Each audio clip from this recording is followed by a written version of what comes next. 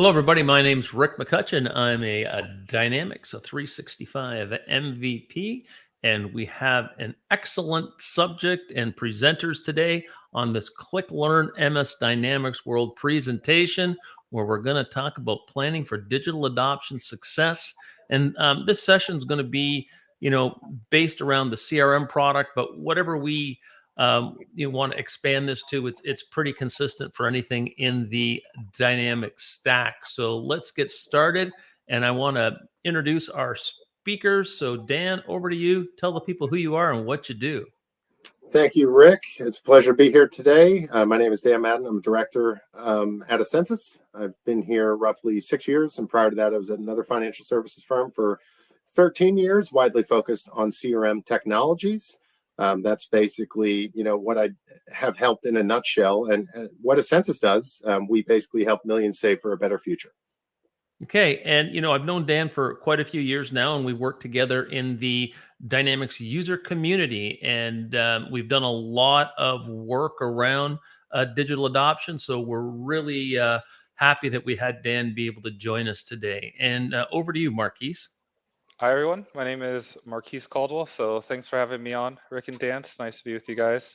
So essentially, I'm the point of contact at ClickLearn, working with our different partners and seeing how we can best implement our technology to assist everyone with their digital journeys when it comes to adoption and that user acceptance. Then outside of that, I'm a track and field coach here in Denmark. So I'm leading a group of ambitious people towards their goals, whether that be at a high elite level or just getting fitter and things like that. So yeah, excited and a huge fan of digital adoption. So digital adoption and running adoption. We're going to have a great Exactly. conversation today. So let's get into this. Now, we started planning this a few weeks ago, and we met with Marquise and Dan. We said, okay, how do we want to talk about this? Because the problem what we're trying to solve here is, digital adoption's not at the end of the project, right? And that's where many organizations leave it. And as an MVP over the years, I was usually brought into a project when, things weren't going that well, and they're saying people aren't using our system. And then I'd go back and the first thing I would go back and look at the design of the system and say, okay, like, where did you figure out how to do this? And then, you'd end up back into the front end where they are actually getting the specifications. So we laid out this framework where we're going to talk first about what do we do and some best practices around initial planning, review, and design.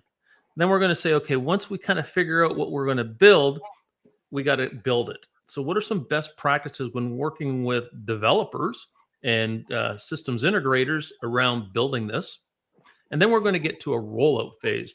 And then when we roll out, we're going to say, what do we have to do to the technology to roll it out to make sure it's successful? What do we have to do around processes?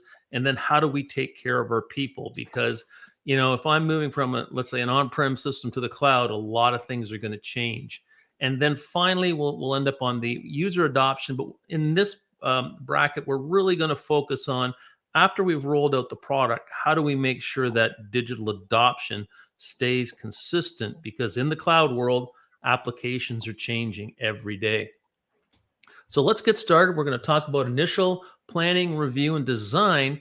And let's talk about some of our best practices in that stage. And let's start with you, Dan. All right, sounds good. So very important phase of any project, right? The very start of it, right? To make sure you're getting off on the right track. And one of the first things that I've liked to do in my career was ensure that I knew if this was more of an organic approach, meaning, bottom up grassroots approach, or if this was more executive driven or top down approach. So hopefully when you're at this stage of a project, you already have that clearer understanding, right? You could do it either way.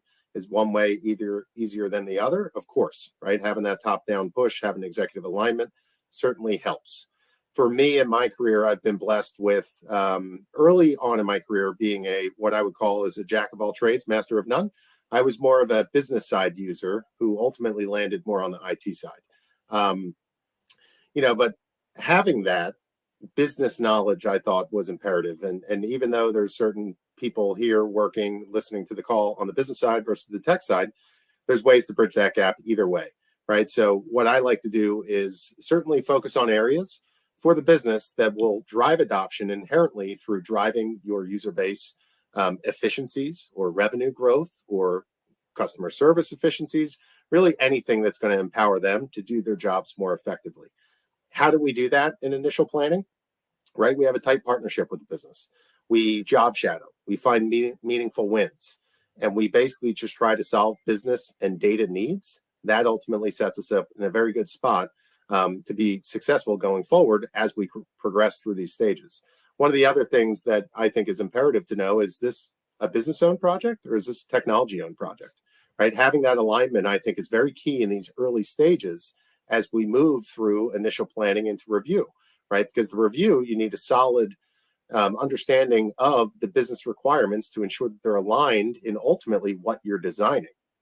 When we go to design, one of the famous quotes that I like to use is from Henry Ford, and he said, if I'd asked my customers what they wanted, they would have said faster horses, right? So I don't think you should be pushing technology. I think the business should be pulling you into technology solves.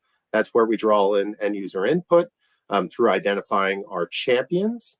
And there's a lot of things that we could do here to ensure our success very early on that I think is critical, meaning what data do you need? What forms and option sets do you need?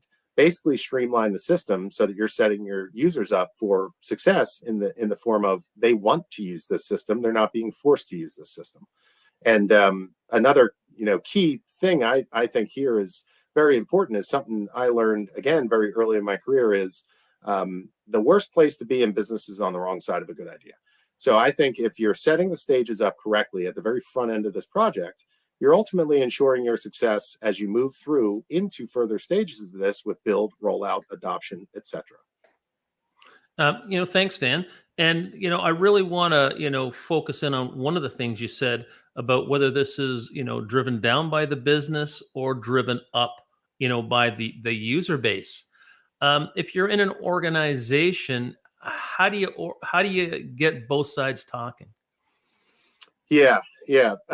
So it's a great point, and I think it's a challenge for most people on the technology side. So having that alignment is absolutely paramount. That's one thing I think anyone in this industry would ultimately agree upon.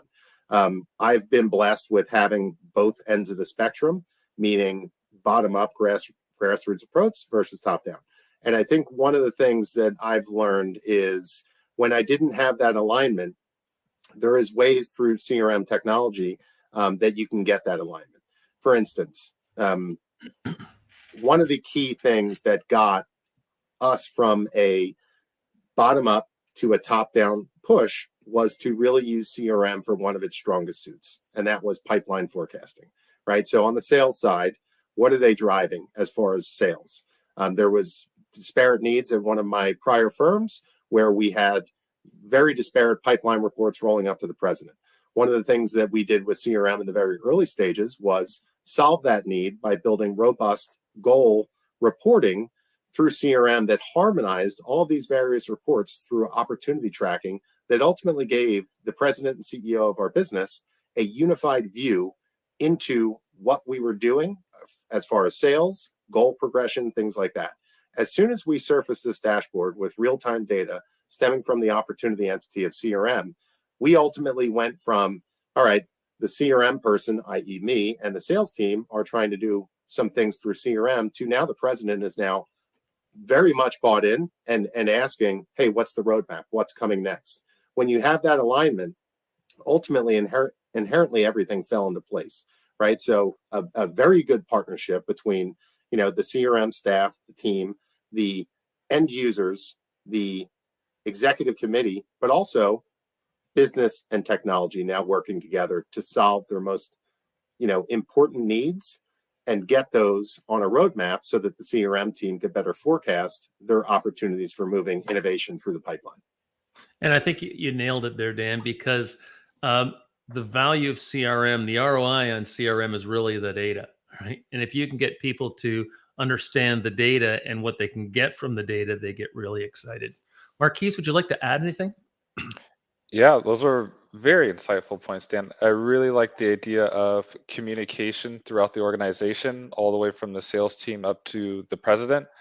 So that's really insightful. And then it gives a lot of just kind of buy-in. So it really ties into that initial planning. So it's a good way to say, okay, this is where we're going, this is where we want to be, and then building back from that. So I think to one of your points earlier, you're mentioning that if you don't do a good initial planning, the whole thing falls apart, and that's very true. So it's like, what are our timelines? When do we want to go live, or just when do we want someone to actually successfully pass a test to understand this system?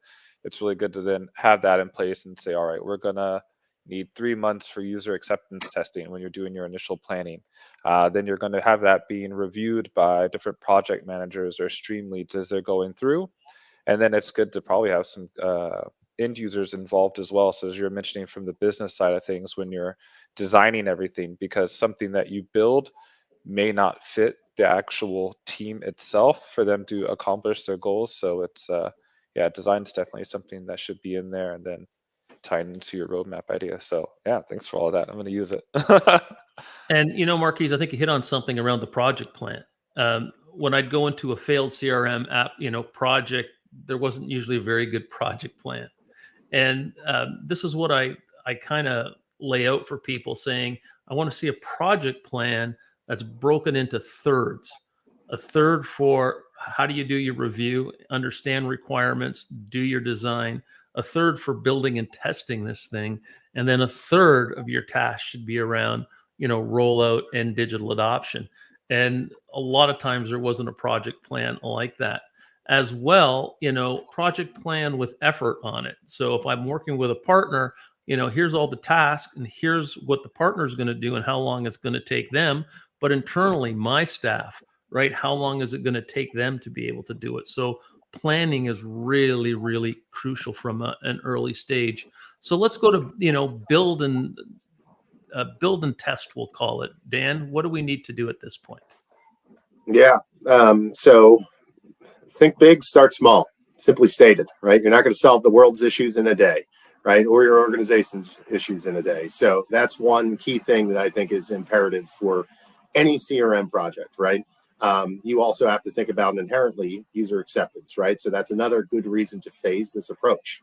The other thing I would say is, as you approach build, you certainly want to leverage the community, and help navigate the Microsoft roadmap through the community, right? There's little gotchas and things that you're not going to know as you start to come into the build period. And that's certainly where knowledge is power in numbers, right? So I think that's another great thing to do. And like Marquis said, right, and Rick, with the project management side, you need to have that plan. You need to have that roadmap, right? As soon as you surface certain innovations that are going to empower the business to hit their strategic growth goals, you need to have an aligned roadmap on this. Isn't all happening at phase one, right? I think that's very important to protect the team, the developers, the testers, everyone using this, to ensure that their success in their delivering innovation to your organization. The other thing I would say is, and I think this is commonplace for anyone in the industry, under promise and over deliver, right? You say a date, that date is written down on someone's desk somewhere, right? And I think that's where we want to impress by, giving a well thought out date to what the team needs to be successful, so they're not rushing development, therefore introducing bugs at a release. That would be the absolute worst case scenario. So I think under promising and over delivering is a very key concept that, one, sets the company up for success, but two, also the development team and the testing team who's ultimately innovating through the software tool. Okay. Thanks, Dan. Marquise, would you like to add anything?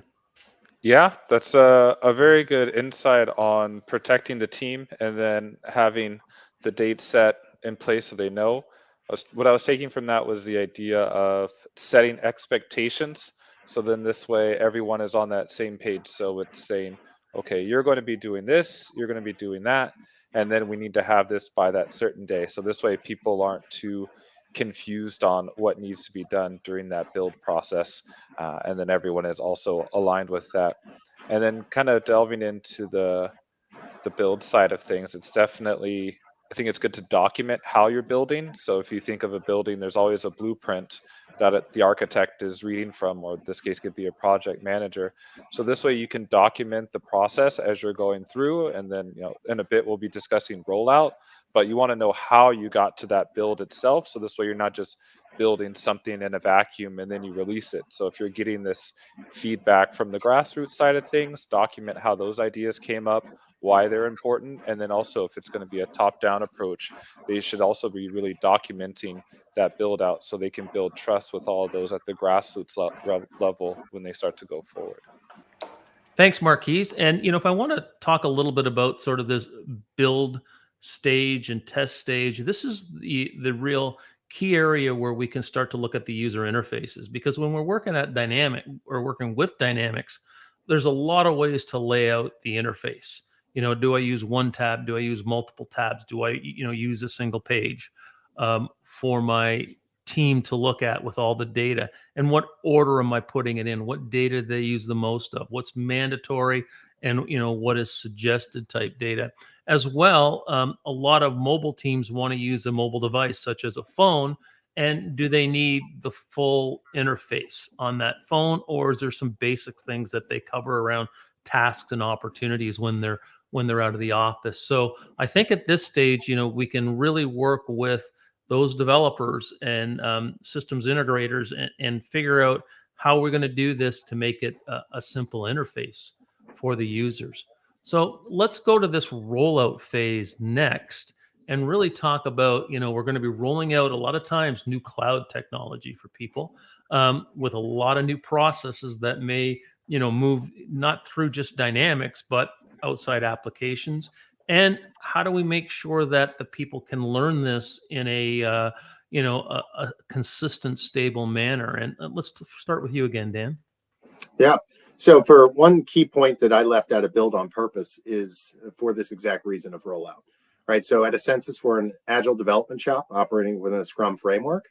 You might be in a waterfall approach, but one of the things that we like to do is keep the user base abreast of changes coming through sprint reviews. So those are typically every 2 weeks. You might have a 3-week sprint, but basically those forums are for the product owner to lead socialization of what's going on within any given sprint, how the team's doing, how we're, hitting our goals for ultimately the end state project.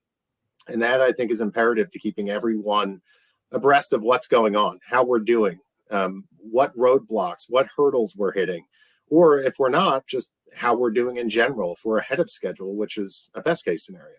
So I think that is a key approach. And if you are operating within a waterfall framework, I think you need to have that communication plan. You don't want to just fall back into a black box, work for months on end, and then boom, we're ready, right? That's going to be a failed approach. It's just too much change for any user base to be able to successfully navigate at the project implementation.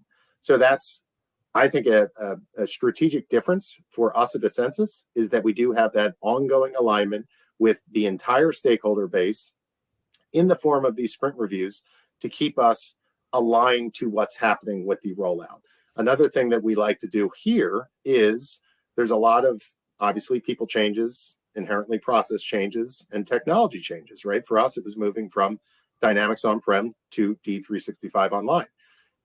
When we're approaching a sprint review, right, we can also think about ways to carve out training, right? So it's not a big bang approach, right? And that's where we've really leveraged ClickLearn to help us there through every phase of the project so that we're really creating bite-sized training tidbits along the way to lessen the burden of the users upon rollout. And I think that's been imperative to our success and ultimately our overall user adoption at Ascensus. So Dan, talk a little bit about user acceptance for each one of your sprints. How do you make sure this is what the user needs? Yeah, so we do not involve the entire user base in those. We've identified our champions, like I talked about earlier. Those change champions, if you will, are really the ones that are tasked with ensuring that this is hitting the needs of the wider user base. So they're heavily involved throughout each stage of the project, starting off with initial planning. Now we're all the way into rollout, right? They're involved every step of the way. And they basically know the business needs the best, and they're embracing the technology really more on the front lines to ensure that when we start to trickle down to the much larger user base, that we're on the right track and that there's really no surprises. So I think that is another key concept that everyone should embrace. You can't do this alone. You can't do this through technology alone. You don't want to involve the whole business, but if you identify the right champions, you really will carve out a means to be very successful throughout the implementation. Okay, thanks. Marquise, would you like to add anything? Yeah, those are some great points, Dan, especially the part about communication and not building things in a black box and then giving your users a major change, because it is a lot to take in. So I guess this is where a small running part comes in. Essentially, when I write all of my workouts for my athletes, I send it to them via Messenger in a PDF. So one athlete, she said, I can't get the links to work. Then another athlete says, yes, all the links work. So then the question is, are the links actually broken? So this could be something that happened in someone's SharePoint. So it turns out when you download the file, you can get all of the iCloud links. But if you look at it through Messenger, you're unable to. So she was telling me it's broken, but it was more of adopting that technology. So then I can say, okay, that was my failure as the person that was creating the material, because essentially I didn't think about how all of my users would then accept it. So it's like, okay, now I need to document and teach people this is how you should use the file, download it to watch the video instead of looking at it through Messenger. So it's very easy to overlook how your users are actually going to interact with what you create. So it's really good to have that communication and guide people through step by step what actually needs to be done, because what you're thinking may be intuitive could actually confuse someone entirely, and then you have to do more work if you don't double check. So kind of also back to that review stage in the initial planning. Yeah, thanks. And one of the things that I always kind of look at this phase too, and over the years of training a lot of salespeople how to use technology, make sure their data is good, correct, and in front of them. So we're not starting with an empty CRM system and saying just add your data, because for most of the teams that I've coached and trained, that's a big hill to climb. And then after you train them, give them some homework to do. And one of the things I used to like to do is say, okay, I want you to bring 5 opportunities with you. And in the training, we're going to add those opportunities to the CRM, and then we watch them, right? So, and if somebody has a problem saying, hey, this is not working for me, and I'm in a classroom, I go to their machine and I look how they're doing it, exactly because of what Marquise said. Maybe it's not, is this a bug? Is this a process change, or we just didn't configure it properly? I got to figure that out when they say it doesn't work. If we're doing it online, we flip over, let them present, and say, okay, take us through what you're trying to do, because we're trying to figure out what you're doing. And also, we look at the data a week later, say, okay, we trained you on Monday. The next Monday, we're all going to get together, have a bit of a scrum, and talk about how our first week went. Before we go into that meeting on that Friday, we're looking at everybody's data to see, like, who did it, who didn't do it because they didn't have time, and who didn't do it because they didn't understand, right? So we're always trying to help that along and make sure it's correct. So, we're kind of talked a lot about, how do we figure out what we need? How do we kind of build? How do we plan this rollout? Now, here's the part. How do we make sure digital adoption, user adoption works, and it stays consistent throughout, the expansion of this application? And again, we're going to start with Dan. Yeah, so if you've done a lot of the right things at the front end of this, your job is much easier now. If you haven't, your job is much more difficult, unfortunately, right? So that's why Rick framed this up very well in starting with the initial planning, making this all the way through to implementation and ultimately end user adoption. So that, I think, is absolutely paramount, because as Marquis said, the big bang approach, right? It's a lot to take in for anyone. Let's face it, they have daily day jobs to do as well, right? So that's going to lessen the impact and lessen your ROI inherently of launching a CRM technology. So one of the things that we like to do is, what's in it for me, right? That ultimately really does help end user adoption. So for sales specifically at Ascensus, what's one of the things that we did? We took data entry really out of their hands for the most part. So we partnered with outside data agencies. We have accounts and contacts fully loaded into the system through registered firms, RIAs, broker dealers, etc. And that's all resident within CRM. So right off the bat, we've taken away their major pain point for driving efficiency, right? Giving them time back in the day. So now they're inherently driving activities that hopefully will drive pipeline opportunities, i.e. revenue. So that was one of the key things that set us up well for this. And on the service side, we're really enabling a single source of truth for them as well, so that they can service a lot of our clients in one application, right? So doing that inherently has really bolstered user adoption because they're excited to use the application. And I think that's a big thing that some projects miss, is you don't have that excitement because you haven't done maybe the necessary steps at the front end of this to lay it out correctly. And for end user adoption, I think a big thing for us, where we leverage ClickLearn the most, is we not only train, we retrain, right? If we see a support ticket coming in frequently, for example, right, that gives us a training opportunity, right, where we can deploy that through ClickLearn into CRM, where they're able to self-serve and understand that better, which inherently reduces our support tickets, so we can focus less on the repetitive support items and focus more on innovation. So I think that's been imperative for us, and one of the key differentiators to us, focusing less on day-to-day support and more on driving innovation, and ultimately wrapping a training and digital adoption plan around everything we do. So if we develop, right, you ultimately have testing stories built into that as well. We also have training stories built into that as well. You can't miss one step of that development cycle, right? Development, testing, and also training. I think that's a big thing for us that's been unique for us, to ensure that as soon as we press deploy to production, we have a plan and a readiness plan where users are trained in their source of truth, i.e. CRM, and they're ready to embrace this change that ultimately allows us to maximize our ROI for these investments. Because let's face it, any cloud technology nowadays, it certainly comes with a price. So Dan, can you talk a little bit about if a user sees an enhancement, or, hey, I wish it could do this, what's the process you use for getting that feedback?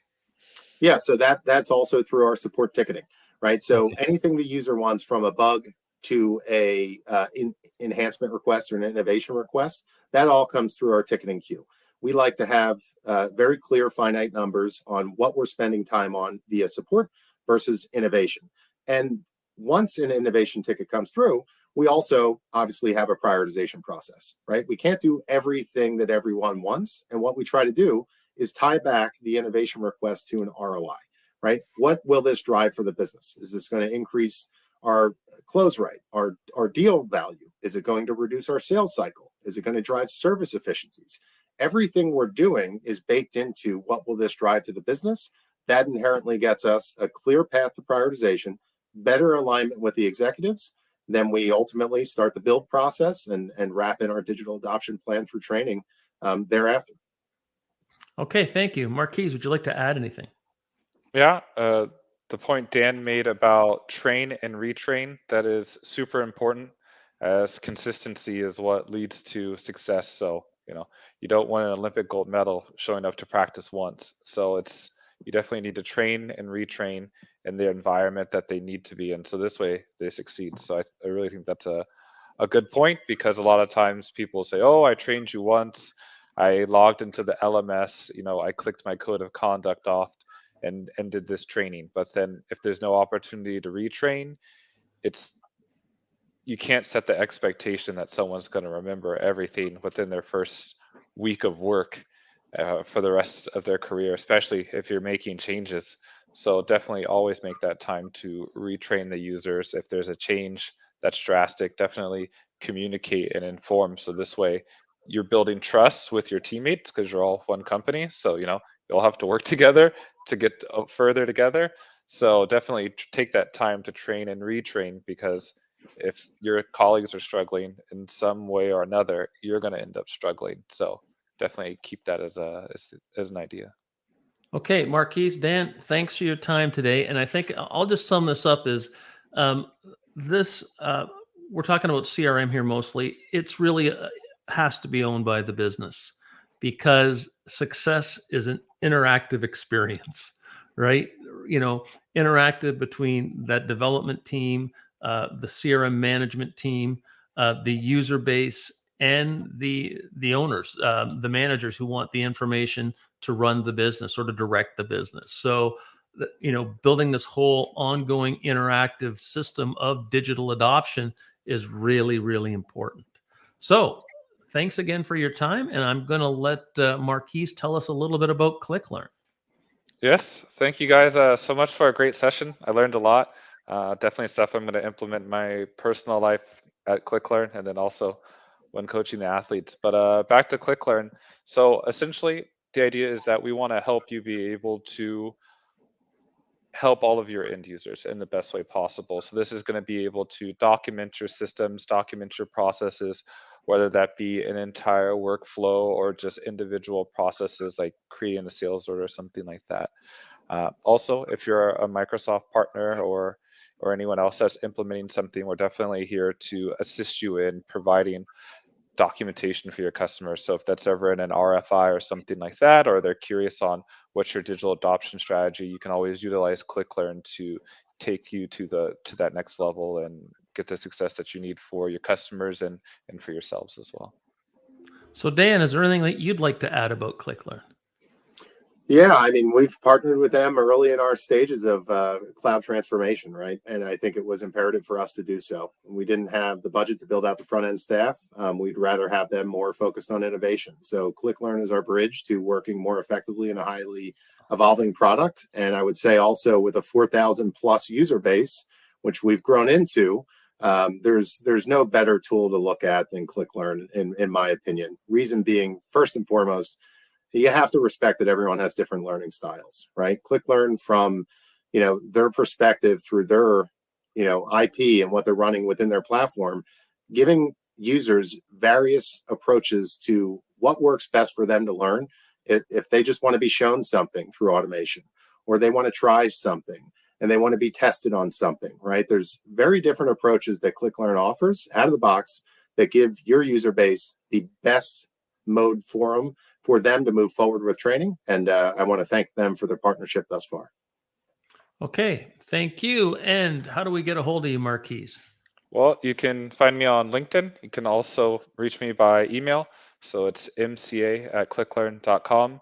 And then you can always give me a call at plus 45 31 56 60 90. So, yeah. Okay, thank you very much. And gentlemen, thanks for your time. And I'm sure we'll be back to you in the near future to talk more about this world of digital adoption. Have a great day and bye for now. Thanks.